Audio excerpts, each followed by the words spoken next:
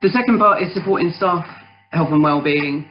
I feel like there's been a lot about supporting community well-being from a lot of kind of galleries and museums, but I haven't really seen anything about supporting staff. It's also worth noting that staff doesn't just include your full-time contracted staff. For me, the whole workforce is our artists, our volunteers, our facilitators, our freelancers, our casual staff. Everyone's just as important. So yeah, that's just my little moment on that. So what we'll be covering, so what is health and well-being at work? What does it look like? What does it actually mean? Why it's important, the current public health crisis and its impact, and examples of initiatives that you can put into place to support staff health and well-being. So there isn't actually a consensus in the world on what well-being means. It's something that's been constantly heavily researched, but ultimately there's no sort of consensus on what the definition is. But it's generally accepted to be the physical and mental state that a person experiences, and that's as a result of a myriad of social, economic, personal, health and functional reasons.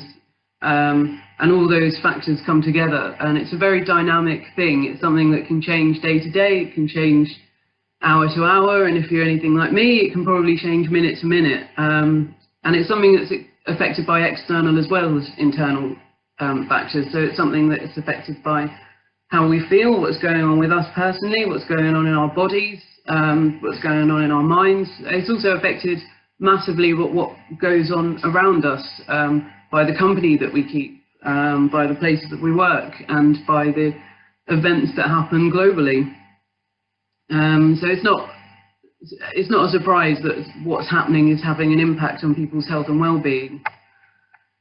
So in terms of what does well-being at work mean, I suppose this would be better titled, what does well-being at work look like? So the three things that have been identified as being important are feeling motivated, feeling that the workload is manageable, and taking time to reflect. And these are three things that are all massively affected by our changing ways of working. So our motivation to work can be changed massively by the changes in our roles and our routines, and the way that our day looks now, and the weight of every occupation that we now have to fulfill. So people are working at home with children, or with caring responsibilities.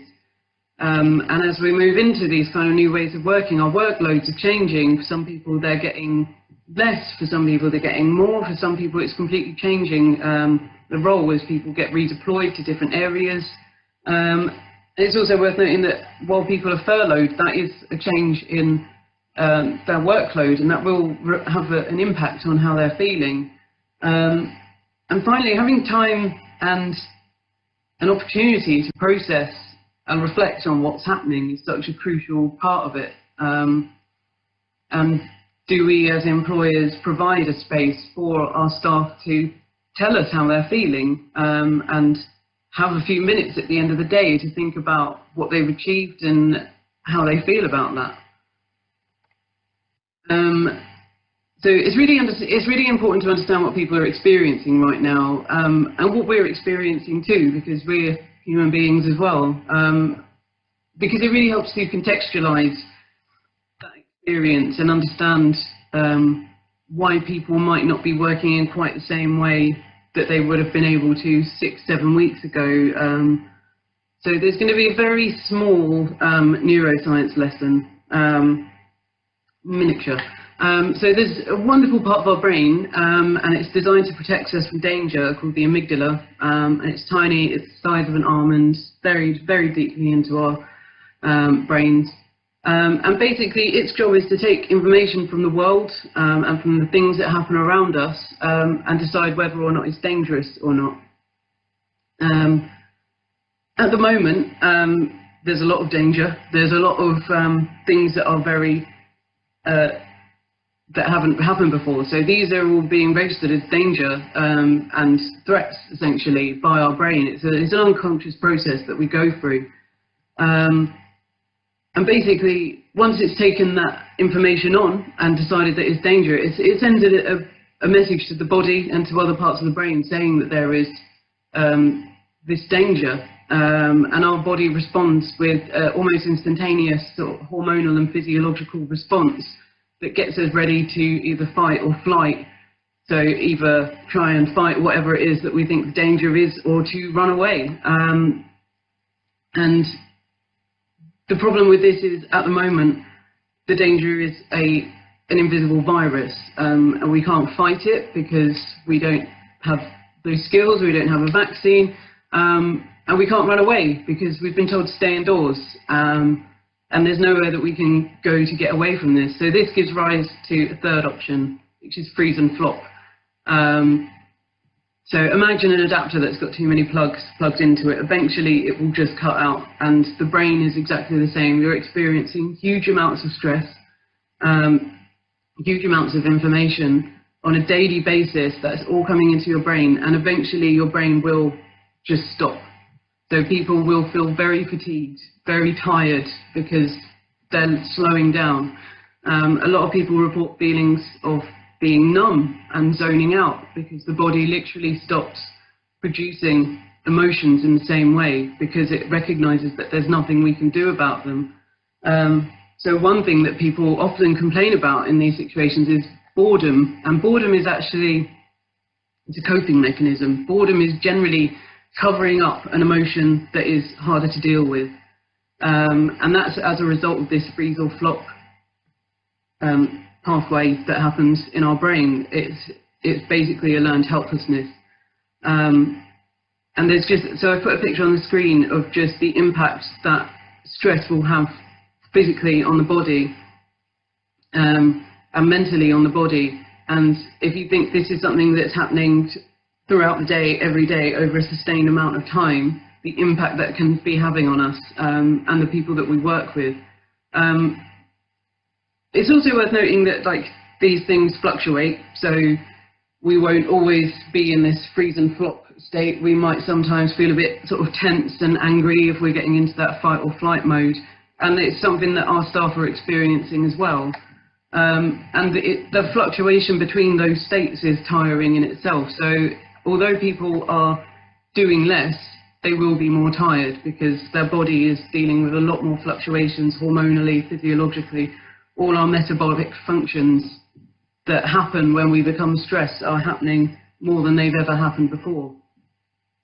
And why is it important? I would hope it kind of speaks for itself. While looking after your staff is important, because they are wonderful people and they are human beings, and they deserve to be supported and looked after. Also, as organisations, we need our workforce in order to develop and to sustain ourselves and to continue to operate. I thought it was, yeah, I really found this information about the impact of poor well-being and what that does. So there is the individual impact of reduced health and well-being, the physical symptoms, the mental health symptoms, and the social issues that can throw up, but also the sort of organisational issues, so the loss of productivity and the loss of being able to operate and produce work in a way that we used to, but also on a community level, the impact that staff reduced well-being has on a community. I mean, we've already kind of spoken about how we are community organisations, so if our staff aren't doing well, what impact does that have on the community? Because it reduces the impact, the positive impact that we can have on the community, but also as our position in the community, what does it say about us if we're not supporting our staff? So how do we actually support staff wellbeing? So everything that you want to do to support your audiences can be used to support staff wellbeing too. So all the evidence and planning that you would put into planning audience engagement should also go into how you think about supporting your staff. There won't be an audience if there are no staff. So that level of detail and that level of planning that you would put in for your visitors needs to be considered for your staff as well. Understand what the workforce is experiencing. So that's we spoke about kind of the psychological and physical impact of chronic stress and what that does. But just understanding and empathizing with what people are experiencing right now, and having an understanding that a lot of adjustment is taking place and continues to take place. We're now at a point where people are starting to settle. This has gone on for a few weeks, so the adjustment fluctuations should be getting less, but not. Some people are going to take longer than others. Some people are going to have a delayed reaction. Some people may seem fine, and just having that understanding of that. And allowing time for the new normal to settle in. So it's unrealistic to expect people to operate and achieve the same things that we would expect them to achieve under normal circumstances. We've already acknowledged there are huge personal and social changes going on at the moment that are having very profound effects on our well-being as individuals and communities. We can't expect our staff to be operating on the same level 24 hours a day as they were before this is happening. So having some compassion for that ultimately, like you would if it was your friend or your family, understanding that people's ways of working are changing. Your staff are dealing with caring responsibilities, children at home, there's household financial implications of everything that's happening. And of course, taking care of yourself too. So taking care of your health and well-being. You can't help others if you're not looking after yourself. So everything that you apply to wanting to help other people, you should apply to yourself too. Imagine that you've been given the task of looking after a human being as best as you can and meeting all their needs and making sure they're well fed and well watered and exercised. Well, you have, that's you. So treat yourself as much as you can, and give yourself the same compassion that you give other people, and recognise that you're experiencing a change too. So some examples of how to improve staff and well-being as well. We're not an emergency service, we are not a mental health team, and we shouldn't proclaim to be. So we need to know that what we're doing is supporting overall well-being. We're not here to solve conditions and cure people and what have you. So some things that have been working where I am and in other places, video coffee mornings. So they've actually done some research about video conferencing, and it does have a positive impact on people's well-being and mental state. It's not as profound as when you meet people face to face and have that physical contact, but there is a benefit to it, and that benefit is actually increased if the people on the video chat are doing something other than just talking. So if they're having cups of tea or playing games or making food, and so it adds to that shared experience, and it helps people feel connected, which is a huge part of maintaining mental well-being. Another good thing to have is regular contact by email with good non-COVID news. So we have, so the Beanie is operated by Canterbury Council, and we have regular email with good news that's happening in the area, things that are going well. Celebrate the smallest wins possible, because that's what we need right now, is to celebrate those wins and to celebrate the good that's happening. And having specific staff and health and wellbeing newsletters as well. So providing your staff with ideas of things they can be doing to look after their health and wellbeing. So that can be the same sort of activities that you would offer to your audience, but you can also do things like providing staff with access to support, like counselling services. So everyone at the Beanie has access to telephone and online counselling. They did do before this, but it's particularly important now. There is a cost associated with that. However, I think with staff, that whenever you invest in someone, you get that back tenfold.